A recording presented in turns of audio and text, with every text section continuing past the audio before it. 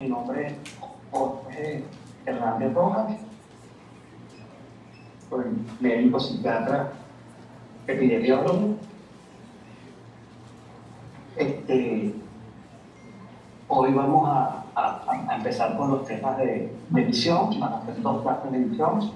La clase del día de hoy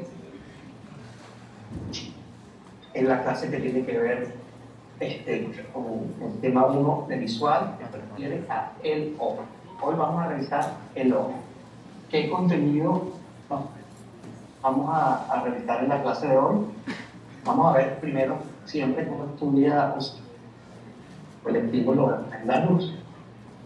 Hablaremos del órgano receptor, que es distinto al sistema receptor. El órgano receptor es el ojo del ojo y analizaremos sus distintos componentes, su anatomía. Hablaremos de la córnea, hablaremos de la circulación del humor córtex y de lo que es el concepto de presión intraocular. Hablaremos del cristalino, sus funciones, hablaremos del músculo ciliar, hablaremos del proceso de acomodación en el cual participa el músculo ciliar, hablaremos un poco de los cambios del cristalino con respecto al chat y una enfermedad que se llama presbicia o una condición natural de degeneramiento. Pues en la presbicia hablaremos de los vicios de refracción y cómo se corrigen esos vicios de refracción. Luego entraremos al órgano receptor analítico. Hablaremos de las células receptor, fotorreceptor o los fotorreceptores, porque sabemos que hay distintos tipos. Revisaremos el proceso de fototransducción, que significa cómo se vemos una primera introducción a las distintas vías de procesamiento, la cual ampliaremos en la clase siguiente. Veremos los tipos de neuronas ganglionares, que es la última etapa de la retina, y cómo estas en los distintos pigmentos que permite captar el distinto color, y veremos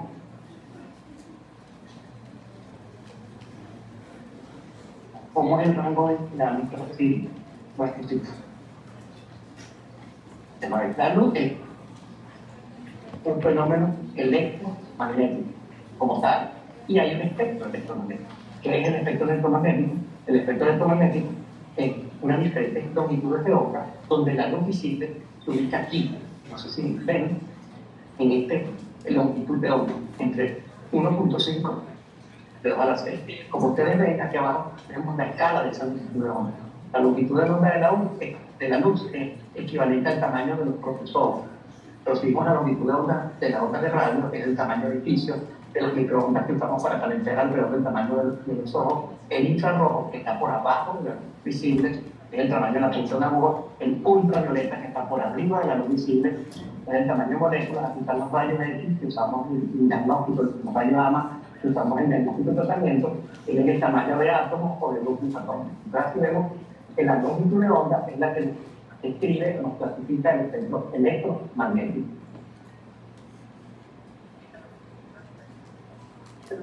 Esa longitud tiene una diferente frecuencia, y esta frecuencia es la que nos va a dar los diferentes colores. Por debajo está el infrarrojo y por arriba está la ultravioleta. Y vemos que además de esa frecuencia en hercios está la temperatura del color, y que la temperatura del color de la luz visible se ubica entre menos 173 grados centígrados y 9727 grados centígrados. Todas estas características permiten que esa luz atraviese, o ese espectro electromagnético atraviese la atmósfera o no. Como vemos aquí, la luz visible, por supuesto, atraviesa la atmósfera, por eso que recibimos luz y la podemos ver, pero hay todo lo que es ultravioleta, rayos X y rayos gamma no atraviesa la atmósfera. Esa atmósfera es la que nos protege de esos rayos emitidos por el sol, y tampoco las ondas de microondas atraviesan la atmósfera. ¿Okay? Y tenemos el espectro visible por el humano, que como el mismo lado de y esta es la longitud de onda, que va de 400 nanómetros a 700 nanómetros. Por arriba de esto, infrarrojo, el ojo humano no lo ve, Perdón, por abajo de eso es infrarrojo, el ojo humano no lo ve, y por arriba de eso es ultravioleta, y el ojo humano tampoco lo ve. ¿Okay? Sabemos que el estímulo tiene una energía, y esta energía se mide con distintas unidades.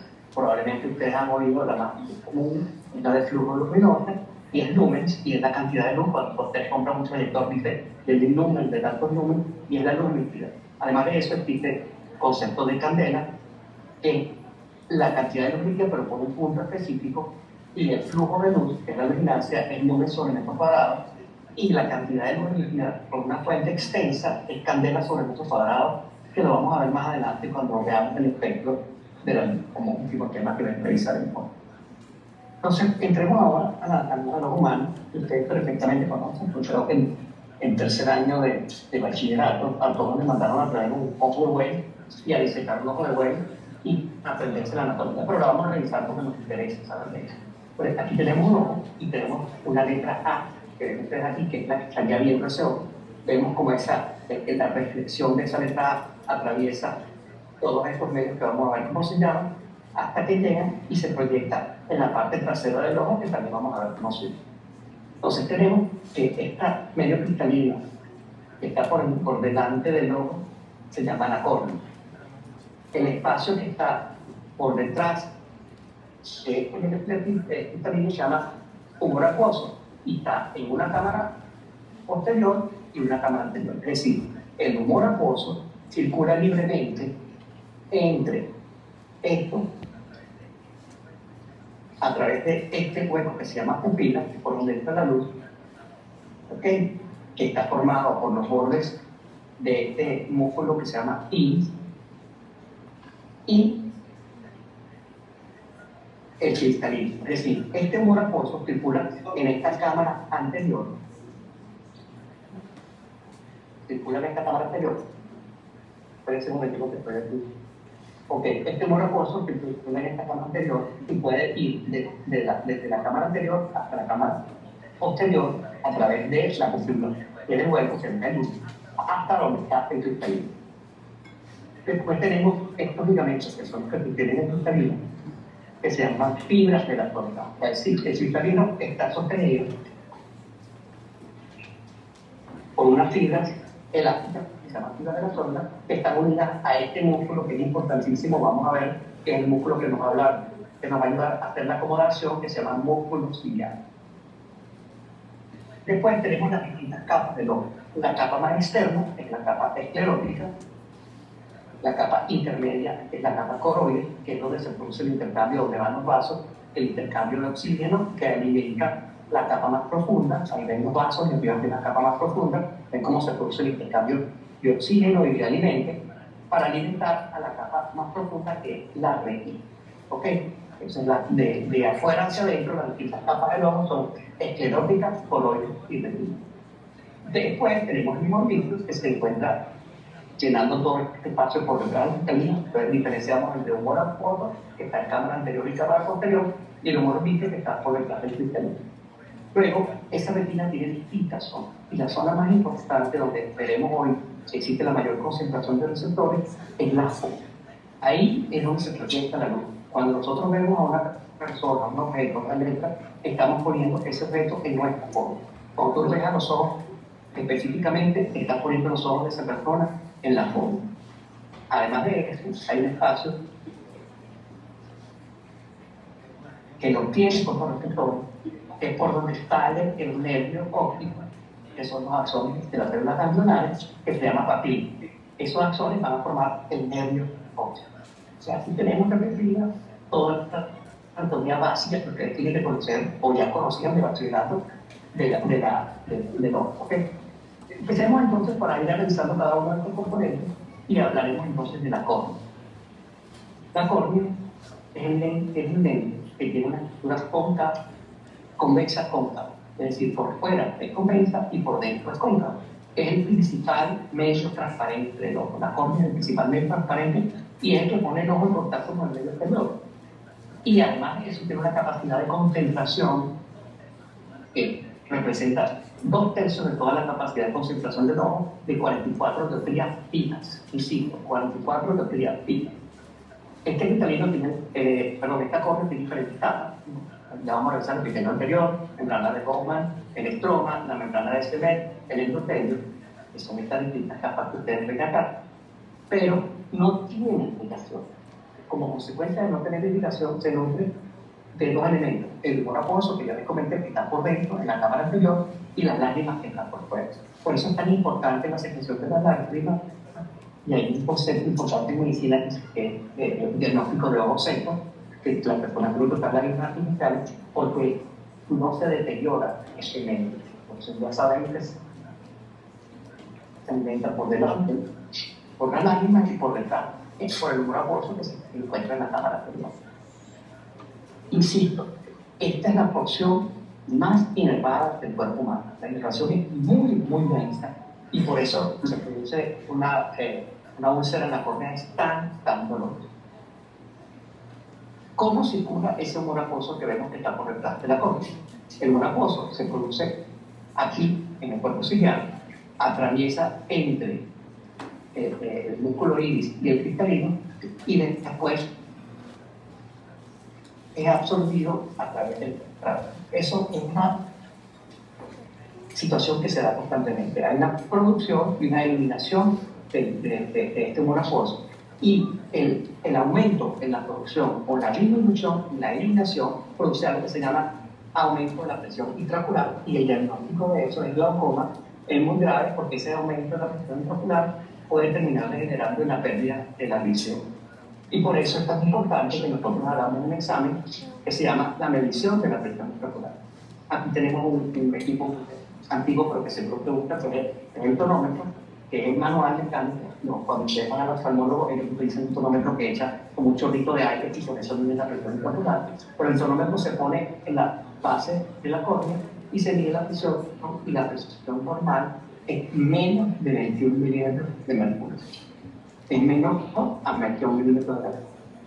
Ok, pasemos entonces ahora a hablar del cristalino. El cristalino, mira esta bellísima fotografía donde está el cristalino y las tensiones y las distintas fibras de la zona que lo sostienen. Es una lente, a diferencia de la otra que vimos, que es biconvexa, o sea, por los lados es abultada.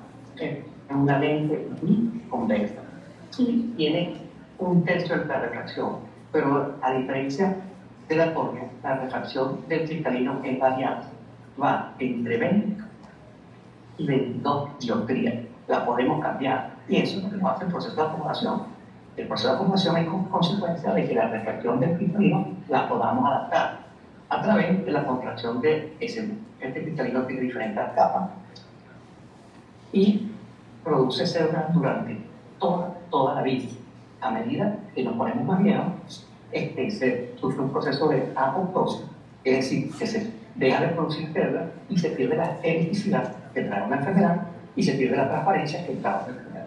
Ok, la pérdida de la vida en las capas del cristalino serían como están ubicadas y cómo se unen entre ellas, y vamos a explicar a través del músculo ciliar. Aquí tenemos una vista del músculo ciliar, perdón, y vamos a afectar el músculo ciliar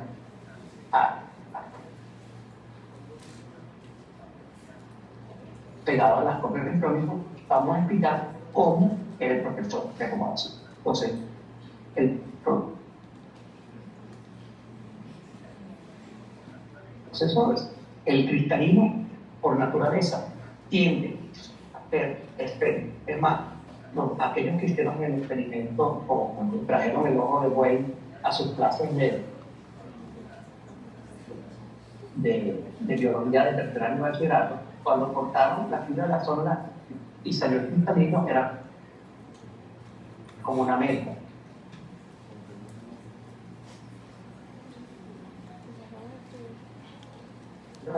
Y salió el cristalino, era como una meta, forma completamente esférica. ¿Por qué elásticamente?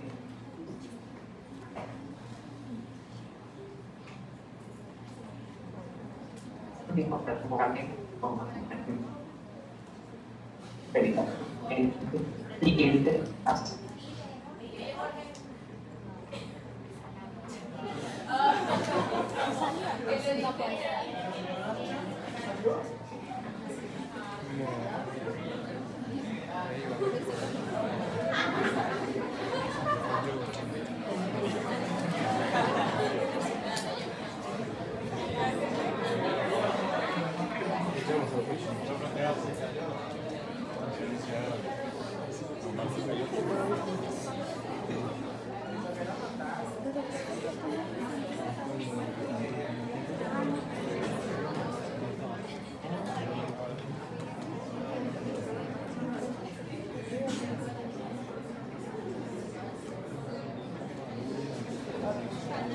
¿Qué pasó? ¿Alguien puede contarme qué pasó? Recording in progress. ¿Alguien cuéntame qué pasó?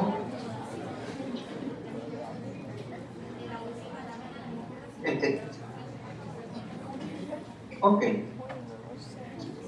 Vamos entonces. ¿Qué fue lo que pasó? Ok. Entonces voy acá. Vamos a repetir esta lámina, después tú editas en la grabación, ¿ok? El proceso de acomodación como tal es el resultado de la interacción entre dos fuerzas. Una fuerza, cuando vamos a ver de lejos, es el equilibrio entre dos fuerzas opuestas. Una, la elasticidad del cristalino. El cristalino tiende a ser más esférico. Que es esta flecha más que ustedes ven, él tiende a convertirse en un esférico. Pero estas fibras de la corola que están acá tienden hasta que sea menos esférico. ¿Ok? Esa equilibrio entre estas dos fuerzas nos permite ver de lejos. ¿Qué ocurre cuando queremos ver de cerca? O cuando queremos acomodar a una visión cercana. Lo primero que ocurre es que el músculo ciliar se contrae. Al contraerse ese músculo ciliar, las fibras de la zona estaban insertadas a los bordes de ese músculo ciliar, se alargan, porque esto se contrae y las fibras se vuelven más largas. Al alargarse las fibras, el músculo cristalino, el lente cristalino, se vuelve más esférico. Y entonces podemos ver de cerca. Vamos a ponerlo aquí de esta manera. Tenemos visión de lejos, ven el cristalino completamente aplanado. Cuando hay visión de cerca, el cristalino se vuelve más esférico y aumenta su dioptría. Aquí tiene 20 dioptrías y aquí tiene 22 dioptrías. Aquí visión de lejos y aquí visión de cerca. ¿Ok? ¿Qué ocurre normalmente? Que a medida que pasan los años, el cristalino pierde elasticidad. En este gráfico que tenemos aquí, en el eje de la serie tenemos la edad en años y tenemos dos ejes de la Y. Uno a la izquierda, que es la amplitud de acomodación, y otro a la derecha, que nos refiere al punto más cercano que podemos ver. Cuando ustedes son este eje de la derecha, es un eje invertido. Si se dan cuenta, aquí es 0.07 y aquí abajo es 1 metro. ¿Okay? Cuando tenemos 15 años, podemos acercar mucho cualquier objeto y lo podemos enfocar perfectamente. ¿Por qué? Porque el cristalino está más elástico. A medida que pasan los años, la elasticidad del cristalino se pierde y no podemos ver objetos de cerca. Por eso es que las personas que tenemos presbicia tenemos que usar lentes para ver de cerca. Normalmente la gente dice, no, se me están poniendo los brazos largos, es que necesito para ver muy de lejos. Entonces la gente empieza a poner los libros lejos para poderlos leer, o las etiquetas de las cosas lejos, porque se pierde la elasticidad del cristalino y ese proceso natural se llama presbicia. Existe otra pérdida con la edad y es la transparencia. La transparencia del cristalino, como consecuencia del proceso de apoptosis, se pierde y se producen las cataratas, que ustedes deben haber visto a sus abuelitos, que ese cristalino deja de ser transparente y se ve como unas nubes y el paciente deja de ver. Gracias a Dios existe una operación que es muy fácil de acceso, que no es muy costosa, que es sacar el núcleo cristalino, enuclear el cristalino y colocar un lente en el cristalino, y es la famosa operación de catarata, y la persona empieza a ver. ¿Pero qué perdió? Perdió la capacidad de cambiar las dioptrías, porque el músculo no funciona. Lo que te ponen es un lente que te permite ver todo de lejos, de cerca. Es un lente intraocular. Y te sacan el núcleo del cristalino y te ponen un lente intraocular. Ok. Vamos entonces a hablar un poquito ahora de los vicios de refracción. ¿A qué se refieren los vicios de refracción? Se refiere a trastornos que se producen, que cada uno de nosotros tratamos desde la infancia. El más común es la miopía. En la miopía hay un aumento del ángulo del largo del ojo, o sea, del eje anterior-posterior, y la imagen se produce antes de la retina. O sea, la imagen se debería producir aquí y se produce antes de la retina. En la miopía es todo lo contrario, en la hipermetropía es todo lo contrario. La imagen se produce después de la retina, a una dimensión del ángulo posterior después de la retina. Y en la astigmatismo es algo más complicado, porque resulta que el vicio de refracción, la córnea tiene distintos ángulos de refracción y hace que se produzcan imágenes a distintos lugares, antes, después, en la retina. Y por eso es un poquito más complicado, y vamos a explicar ahora cómo se corrige cada uno de estos vicios de refracción. Tenemos que Las personas que tienen miopía le ponen o necesitamos alejar y formar la imagen más justo a nivel de la retina, necesitamos desconcentrar. Entonces usamos un lente biconvexo de dioptría negativa. Por eso todos los que tenemos miopía tenemos -1, -2, -3, porque este lente que desconcentra. A diferencia de las personas que tienen hipermetropía, que necesitamos que desconcentra. Raúl, tienes que apagar el micrófono. Necesitamos un lente de dioptría positiva biconvexo, aquí era bicóncavo, aquí es biconvexo, que concentre y forme la imagen no por detrás del ojo, sino en el lugar donde tiene que formarse, que es a nivel del ojo. En el caso del astigmatismo es más complicado, porque como hay distintos lugares donde se forma la imagen, eso trae como consecuencia que necesitas un lente que tenga distintas dioptrías a distintos ángulos. ¿Y cómo es?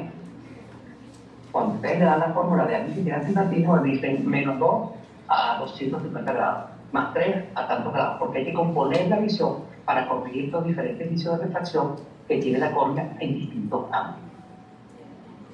Bueno, al mismo visto los vicios de refracción, vamos a ver otra manera como se corrigen, y es la corrección de la miopía y de vicio de refracción a través de láser, que es lo que se llama láser, y que se usa, o sea, se agarra la córnea, se le aplica láser y se cambia la forma de la córnea, y al cambiar la forma de la córnea, no sé si alguno de ustedes se ha hecho esa operación, se corrige perfectamente la miopía o la hipermetropía con esta operación de láser, como se llama láser.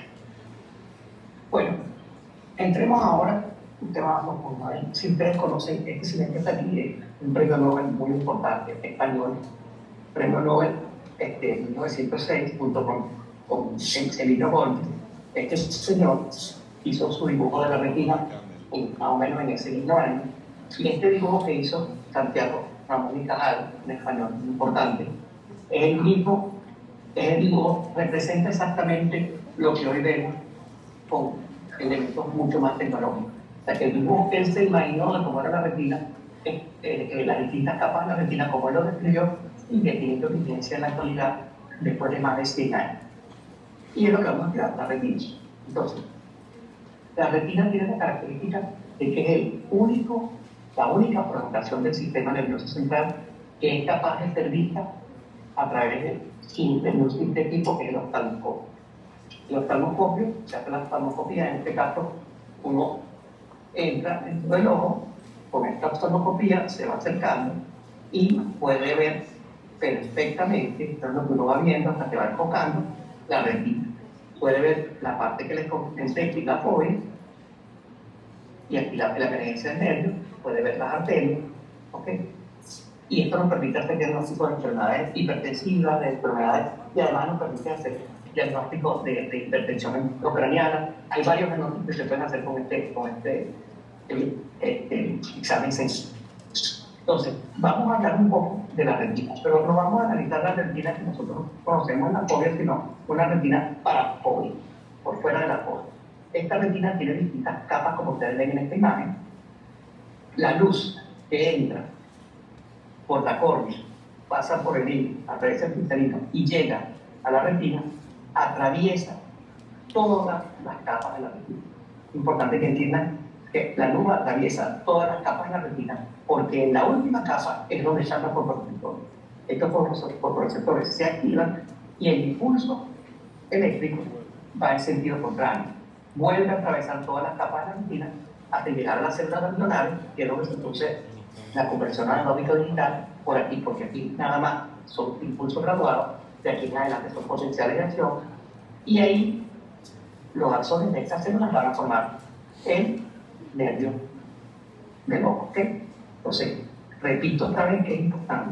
La luz llega, atraviesa todas las capas de la retina, estimula los receptores, se activa un impulso nervioso graduado hasta que llega a la célula ganglionar, donde se produce los potenciales de acción, y a través del nervio sale el impulso nervioso que nos va a construir lo que es el sistema visual. Ok, evaluemos entonces a través de estas dos microfotografías una hematoxilina oscina que ustedes en la histología y un esquema, las distintas capas de la retina. ¿Okay? La capa más profunda es el epitelio pigmentario, que es una capa oscura que sirve como absorbe la luz. Tiene dos funciones, una absorber la luz y la otra el recambio de los bits, que vamos a ver más adelante. Después está la capa del segmento externo de los fotorreceptores, que es donde están los discos. Después tenemos esta capa nuclear externa, donde está el núcleo de los receptores, y después tenemos la capa plexiforme. Esta capa plexiforme es donde se produce una sinapsa de los fotorreceptores con las células bipolares y las células amacrinas, pero las células horizontales. Después está la capa nuclear interna, donde está el soma de las células bipolares, amacrinas y horizontales.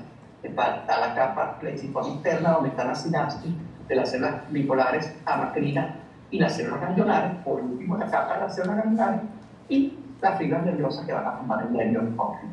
Estas capas se las tienen que saber. Ustedes tienen que conocerse cada una de estas capas y entender cómo es.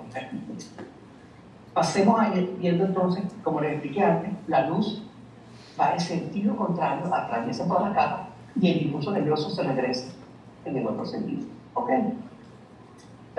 La luz atraviesa capas de células nerviosas, células ganglionares, plexiforme, nuclear interna, plexiforme externa, nuclear externa, y llega hasta los fotorreceptores. Los fotorreceptores se activan y producen el impulso nervioso que va en sentido contrario. Es importante entender que el impulso nervioso desde los fotorreceptores hasta la célula ganglionar es graduado. Aquí a nivel de las células ganglionares se produce la conversión analógica digital y ese impulso graduado se convierte en potenciales de acción, que son fenómenos todo, nada o digital. Entonces, ya vayamos viendo cada una de estas células. Entonces, tenemos, miren qué bonita esta célula de fotorreceptores. Después aquí tenemos las células pigmentarias. Estas células pigmentarias son importantísimas. Si ustedes ven en este video, estas células, además de formar un fondo negro que absorbe la luz,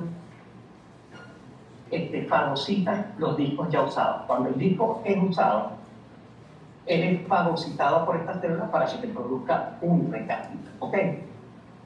Aquí vemos unas fotografías de cómo se ve esa fagocitosis, cómo se está haciendo perfectamente, cómo va fagocitando para hacer recambio de este disco. Después tenemos la capa de los fotorreceptores, que son conos y bastones. Aquí tenemos otra capa de fotorreceptores, conos y bastones. Después tenemos las células horizontales, que están ubicadas acá. Después las células bipolares. Aquí hay una sinapsis entre una célula bipolar, una horizontal y un fotorreceptor. Después tenemos las células amacrinas. Miren qué bonita esta foto de células amacrinas. Y por último, tenemos las células ganglionares, que como les dije, es donde se va a producir la conversión analógico-digital. Es decir, el potencial graduado se va a transformar en potencial de acción, que es el que va a viajar a través del nervio. ¿Qué es el fenómeno de degeneración de retina? Vean ustedes, como les acabo de enseñar una fotocopia de una retina normal. Aquí ven una degeneración de la retina, que estas distintas capas de la retina se dañan. Miren, es una obra de arte hecha por un pintor antes y después de tener la degeneración de la retina de la misma zona, del mismo lugar, o sea, el mismo aspecto dibujado antes y después de la degeneración de la retina. Esta regeneración de la retina, como ustedes ven, lo que se produce es un aumento de la vascularización, y esta vascularización invade la retina y daña la célula. ¿Cómo se cura eso? Ese punto, para que no progrese, se usa láser. Ese láser quema estos vasos y no dejan que sigan progresando, y al quemar estos vasos, por supuesto, esa zona de la retina queda dañada, pero no se extiende el daño a toda la retina. Entonces, por eso el tratamiento con láser es efectivo para la degeneración de la retina. Bueno, empecemos a hablar ahora de los fotorreceptores, ¿okay? Que son las células encargadas de producir la transducción, es decir, transformar la luz en potenciales de acción. Yo transformo la luz en potenciales de acción. Los fotorreceptores son de dos tipos. Tenemos los bastones, que tienen esta forma que está aquí, y este sería una tema un poco más específico, y tenemos los conos, que tienen esta forma. Entonces, primero que todo, ¿en qué se diferencian los conos de los bastones? Vamos a ver algunas diferencias importantes. Los bastones son muy sensibles a la luz. Los conos son poco sensibles a la luz. Después, como son muy sensibles a la luz, trabajan más, los batones trabajan más en luz nocturna, los conos trabajan más en luz diurna. Una característica es consecuencia de la otra. Después, ¿por qué son muy sensibles a la luz? Porque tienen más fotopigmentos. En cambio, los conos tienen menos fotopigmentos. Los bastones tienen menor resolución temporal, es decir, tardan en adaptarse, en prenderse y apagarse. Los conos tienen más resolución temporal, o sea que se apagan y se prenden rapidito, porque trabajan con la luz diurna. Y estos, por tener menos resolución temporal, son más sensibles a luz dispersa. En cambio, los conos son menos sensibles a luz dispersa. Estas serían las características de los conos y los bastones. Los conos y los bastones producen un sistema, o sea, están organizados en un sistema. El sistema de bastones tiene menor agudeza visual, a diferencia del sistema de los conos que tiene mayor agudeza visual. Es muy escaso en la fobia central, por eso tiene mayor agudeza. El de los conos es concentrado prácticamente en la fobia central, en todo el centro de la fobia. Este está conectado por vía convergente. En cambio aquí, el segundo, el del sistema de conos, está conectado a vía divergente. Y esto es lo más importante. El sistema de bastón es acromático, es decir, no tiene pigmentos de color, solamente blanco y negro. Y el sistema de conos es tricromático, tiene conos respectivos. En inglés sería RGB, Red, Blue and Green, rojo, azul y verde. Por eso es que todos los sistemas de video y de captura tienen que ver con el sistema RGB, porque nosotros solamente vemos rojo, azul y verde. Y la combinación de esas tricomías es la que nos da la variedad de colores que somos capaces de ver. Entonces, ¿cómo están distribuidos? Entonces, para ver la distribución de los conos y los bastones, vamos a usar este gráfico. En el eje de las X tenemos los grados de excentricidad. Imagínense un ojo y en 0 está la fobia. Y en 70, de un lado está el lado temporal, que está fuera de la cara, y en 90 está el lado nasal. Y en el eje de las Y tenemos dos ejes de las Y. Uno que nos dice la densidad de fotorreceptores, o un solo eje de la Y, no habla de densidad de fotorreceptores. Pueden ver aquí. Y del otro lado vemos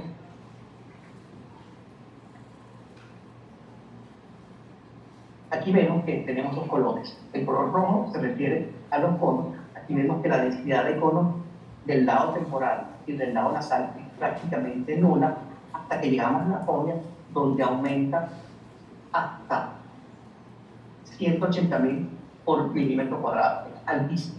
En cambio, los bastones son muy altos, tanto del lado temporal como del lado nasal, altísimos, y cuando llegamos a la fobia desaparecen por completo.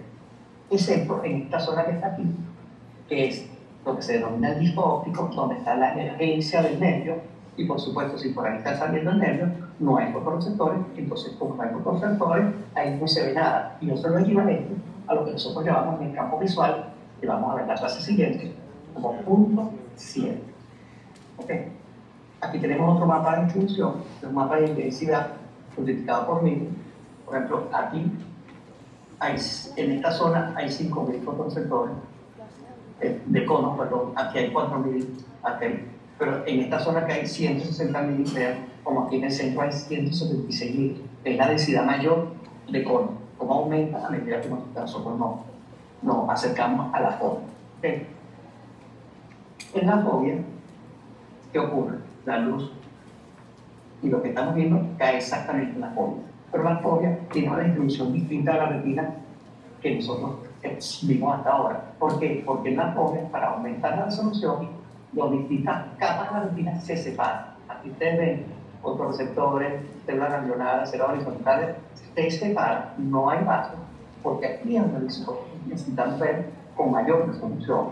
Ahí es donde les dije, ustedes ven aquí la mayor cantidad de fotorreceptores con una microfotografía de retina.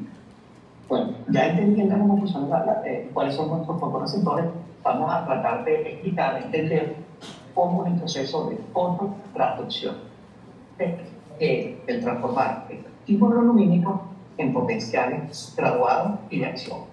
Ok, empecemos. Con ese proceso de fototraducción, como ya sabemos, se dan los fotorreceptores. En el segmento distal de los fotorreceptores, donde se encuentra un disco. Ese disco tiene una proteína transmembrana, esta que está acá, que se llama rhodopsis. Repito, tenemos el segmento distal de los fotorreceptores, donde hay unos discos.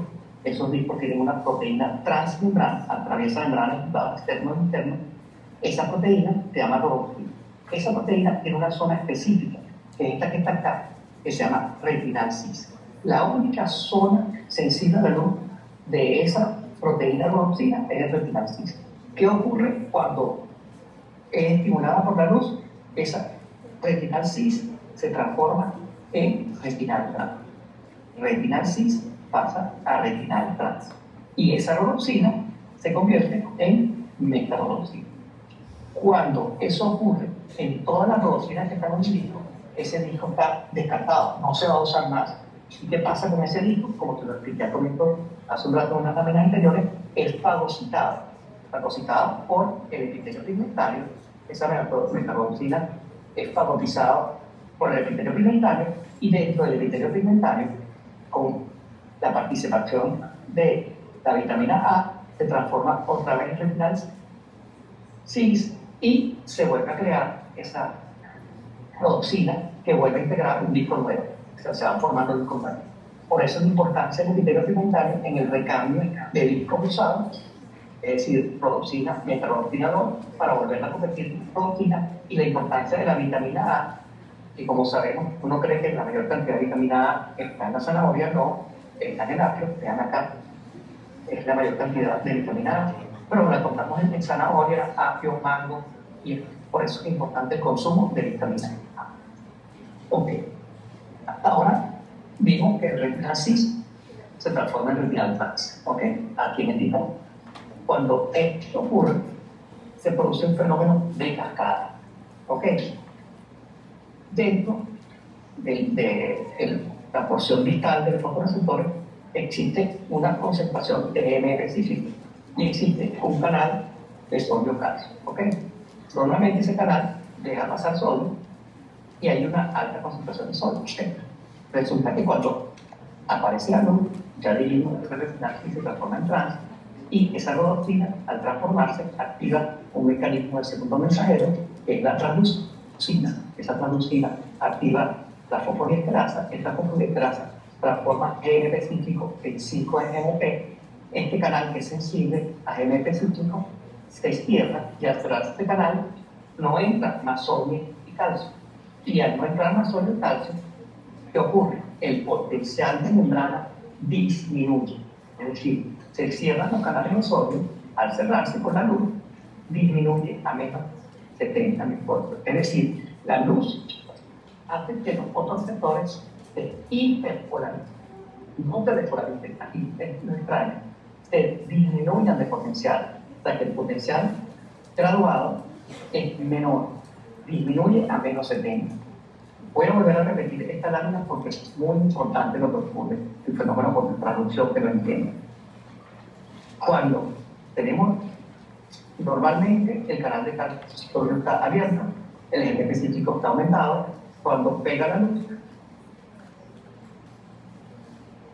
la rhodopsina se transforma en metarrhodopsina, activa la translucina, activa una fosfoliesterasa que transforma GMP cíclico en no cíclico de 5'-MGP, que cierra el canal de sodio calcio. Al cerrarse este canal de sodio calcio, se hiperpolariza el fotorreceptor, es decir, se pone más negativo. Cuando aumenta la luz, el fotorreceptor se hiperpolariza. Ok,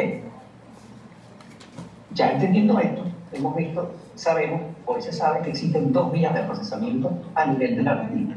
Una vía de procesamiento vertical, que va desde los fotorreceptores a través de las células bipolares hasta las células ganglionares. Estas son vías de procesamiento vertical, y una vía de procesamiento horizontal, que va a través de la lateral horizontal, de las células horizontales y las vías llamativas. Estas vías que permiten que a nivel de la retina se haga el procesamiento de bajo nivel y se empiecen a extraer distintas características de los objetos que vemos. ¿Cómo se produce el procesamiento? tenemos entonces que empezar a hablar de qué ocurre acá, ¿no? Aquí tenemos un cono. Al venir la luz, ya sabemos que la luz atraviesa toda la retina, ya sabemos que ese cono se hiperpolariza. Al hiperpolarizarse hay dos vías, una vía ON y una vía ON. Hay una que como consecuencia de esa hiperpolarización despolariza la célula bipolar y trae como consecuencia una despolarización de la célula ganglionar y se produce una polarización en acción que son los que van a viajar por el medio ON. La otra vía es todo lo contrario. También se produce una hiperpolarización, por esa hiperpolarización, en vez de despolarizar la célula ganglionar, la hiperpolariza y apaga la potencial de acción. Hay una vía inhibitoria y una vía excitatoria en estas vías de procesamiento vertical. Ya vamos a entender para qué sirve. Y en el procesamiento horizontal ocurre lo mismo. Si yo solo le pongo luz a este cono que está acá y este lo dejo apagado, esta es la base de lo que es del sistema de procesamiento para reconocer bordes de la luz.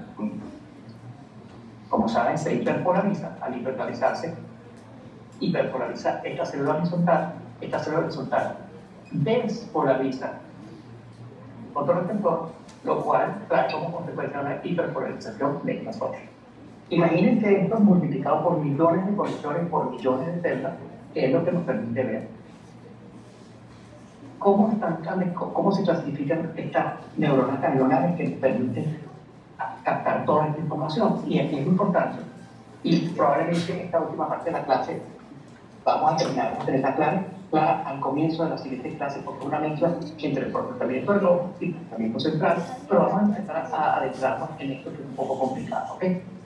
Las células ganglionares se clasifican según el tipo de sinapsis que tienen con el vinculado dental. Como todos ustedes saben, la vía óptica, el primer relevo se produce en el vinculado lateral del tálamo, que ya lo vimos cuando vimos tálamo. Y dependiendo del tipo de sinapsis, hace sinapsis con una célula de núcleo veniculado que se llama magnocelulares, hacen sinapsis con otras células de núcleo veniculado que se llaman parvocelulares. Magnocelulares significan más grandes, parvocelulares más pequeños. Las que son magnocelulares nos permiten el procesamiento de movimiento y profundidad, y las parvocelulares de color y forma.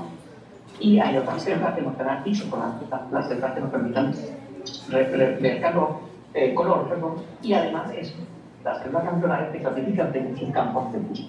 Olvidemos de esta primera parte que la vamos a entender más en la clase siguiente y vamos a tratar de entender hoy, pongan mucha atención, lo que es el campo receptivo, y ya ustedes vieron este concepto en tanto, el campo receptivo de las células ganglionares. Y hay dos tipos de células ganglionares: centro ON y centro OFF. Vamos a escribirlas ahora. Entonces, el campo receptivo de las células ganglionares es un campo circular concéntrico que tiene dos partes, una parte central y una parte periférica. Como les dije, hay dos tipos de células ganglionares, la centro ON y la centro OFF. ¿Qué ocurre cuando yo estimulo con la luz una centro ON en todo el centro de la célula? Se dan cuenta, el potencial de acción al estimular en todo el centro del campo receptivo aumenta. ¿Qué ocurre si yo estimulo con la luz una célula centro OFF? La frecuencia del disparo disminuye, hay menos palitos.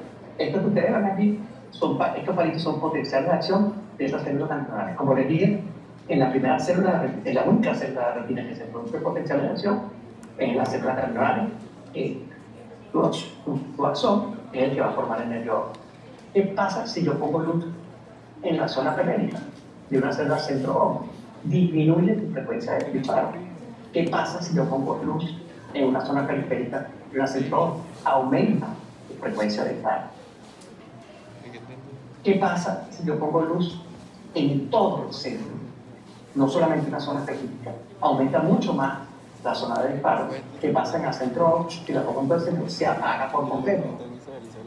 ¿Qué pasa si pongo luz en la periferia de una centro ON? Ya ustedes sabrán, se apaga por completo. ¿Qué pasa si pongo luz en la periferia de una centro ON? Aumenta mucho su frecuencia. Y por último, que es lo más importante, ¿qué pasa si yo pongo luz en todo el campo receptivo? Completamente ubico en todo el campo receptivo, no pasa nada. O sea, si yo no diferencio entre centro y periferia, esa célula no se ve activada. Vamos a ir entendiendo esto poco a poco, porque eso es lo que nos va a permitir entender lo que es el procesamiento mental. Pongamos que este cono está en el centro de una cono de centro, ¿ok? Entonces, ese cono libera glutamato, pero como vimos hasta ahora, cuando yo le pongo luz, él se hiperpolariza, es decir, disminuye su potencial de actividad. Pero ella está conectada a dos tipos de células, a una bipolar on y a una bipolar off. La bipolar on tiene un receptor luz R6 que es inhibitorio, es decir, cuando se libera el glutamato, esta célula se va a hiperpolarizar. Pero como está despolarizándose, aquí ocurre lo contrario, se hiperpolariza. En cambio, la bipolar off tiene un receptor alfa que es excitatorio, esta célula ocurre lo contrario. Cuando ella se hiperpolariza, esta célula bipolar off también se hiperpolariza. Estas dos están conectadas a células ganglionares, una ON y una ON sinónimo, y aquí se libera el glutamato, aquí son las dos excitatorias y traen como consecuencia, en este caso, aumento del disparo, como lo mismo cuando se pone en el centro, y aquí disminución del disparo, de la frecuencia de disparo cuando se pone en el centro. Esto lo vamos a revisar un poquito más profundamente en la clase siguiente, que no me han dicho cuándo dentro, pero no sé si el martes o el jueves, pero vamos a terminar esta clase revisando dos conceptos importantes. Y uno es el espectro de actividad del pigmento. Los pigmentos, como ya les dije, ¿cuántos tipos de fotorreceptores tenemos? 3. Ok, en este gráfico vamos a tener en el eje de la X longitud de onda y en el eje de la Y qué pigmento absorbe más.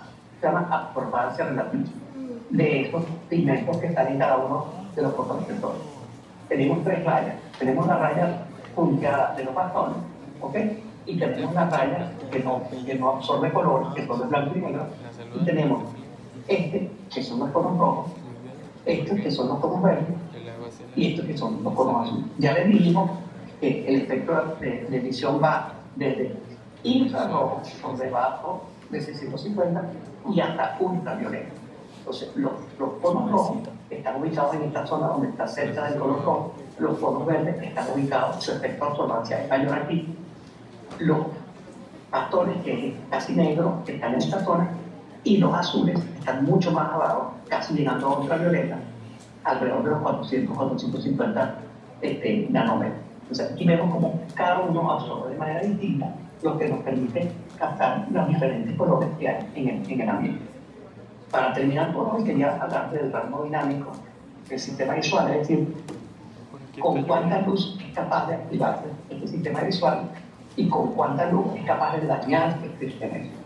Todo empieza, aquí tenemos un gráfico donde tenemos la luminancia que les hablé en candela sobre metros cuadrados, que va desde menos 6 a más 8, y cuando nosotros analizamos el punto luminoso en blanco, tenemos este gráfico que va desde oscuridad total hasta 8 candelas. Esta luz que está aquí, entre menos 2 y menos 7 candelas, es la luz que uno ve en la noche de una estrella, es muy poca luz. ¿Ok? Aquí sería entre menos 2 y 0 candelas cuando uno está viendo la luz de la luna, aquí cuando uno está en una oficina como está usted en luz artificial, y a partir de aquí, entre 4 y 6 candelas, es la luz del sol. ¿Ok? ¿Cómo es la visión visual? Esta zona que está acá, el umbral absoluto, es decir, donde el ojo no ve, donde empieza a ver hasta el umbral de los conos, esta es la zona que se denomina escotópica. Solamente es captado por los bastones.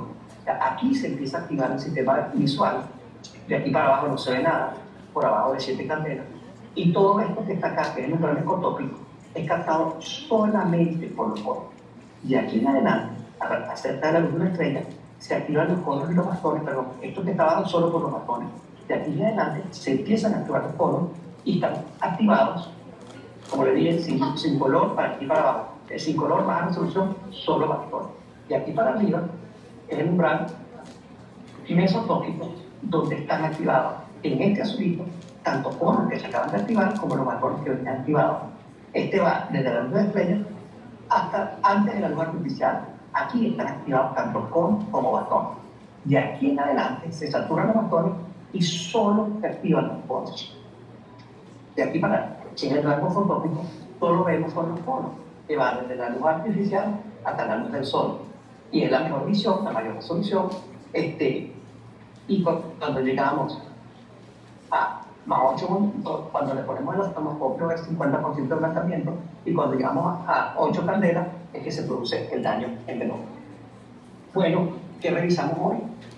Hoy revisamos el estímulo a luz, el órgano central del ojo, la córnea, cómo circula el humor aposo, la presión intraocular, el cristalino, cómo es funciona el músculo occipital en el proceso de acomodación, los distintos cambios del cristalino por la edad, y los juicios de recuperación y cómo se podrían, cómo está estructurada la retina, cuál es la célula, qué ocurre cuando se degenera la retina, cuáles son los fototransistores, el proceso de fototransmisión, las distintas vías de procesamiento, los tipos de neuronas ganglionares y vías de procesamiento que vamos a volver a revisar en la clase pasada. Y por último, llegamos al efecto de activación del pigmento visual y el rasgo dinámico del sistema visual. Muchas gracias.